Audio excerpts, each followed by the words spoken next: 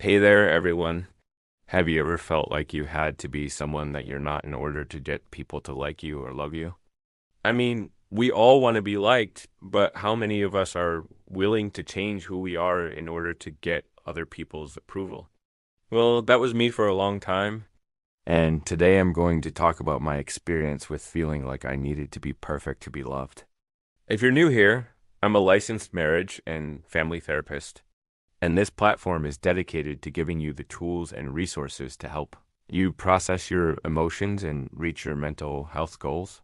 So, if you enjoy videos like this, please make sure to subscribe and hit that notification bell so you know when I post new videos. And if you'd like more content, you can follow me on social media. All right, let's jump into it. So, I remember growing up feeling like I had to be perfect to be loved. I would always try to hide my flaws and be someone that I thought other people wanted me to be in order to get their approval. This led to a lot of anxiety and stress because I was constantly worried about what other people thought of me and whether or not I was measuring up.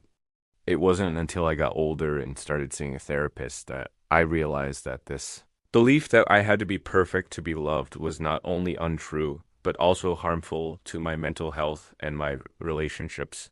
So, let's first take a look at where this belief may have come from.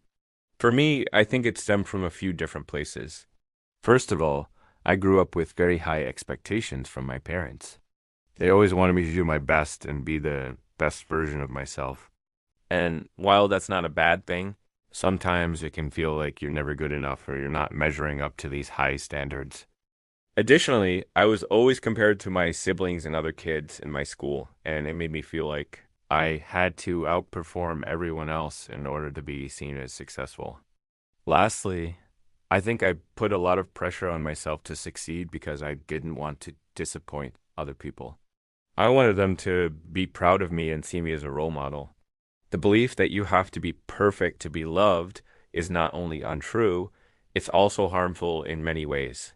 First of all, it sets you up for failure because no one is perfect.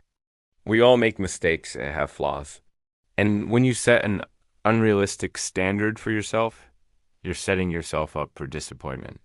Additionally, this belief can lead to a lot of anxiety and stress because you're constantly worried about what other people think of you and whether or not you're measuring up. It can also lead to low self esteem and self worth because you're constantly feeling like you're not good enough. Furthermore, this belief can harm your relationships because you may try to hide your true self from other people in order to make yourself look better. And that kind of deception can eventually catch up with you and cause problems in your relationships. Despite knowing that this belief is not true, I still struggle with it from time to time. It's a hard habit to break because it's something I've believed for most of my life. But I'm getting better at it through therapy and self reflection. So, here are some tips that I've found helpful in breaking this belief. The first thing I'd recommend is to start by becoming aware of your negative thoughts and beliefs. You may not even realize that you have these thoughts and beliefs until you start paying attention to them. Once you become aware of them, you can start to challenge their validity. Ask yourself, is this belief really true? Is it helpful to me? Does it help me connect with other people in a meaningful way? If the answer is no, then it's time to start changing your thoughts and beliefs. Another thing that's been helpful for me is to focus on my strengths and accomplishments rather than my weaknesses and failures. When we focus on our weaknesses, it reinforces the belief that we're not good enough. But when we focus on our strengths, it helps us believe in ourselves and our abilities. This doesn't mean that we should ignore our weaknesses, but rather that we should focus on both our strengths and weaknesses and work on improving them. Next, I'd recommend that you surround yourself with positive and supportive people who believe in you and your abilities.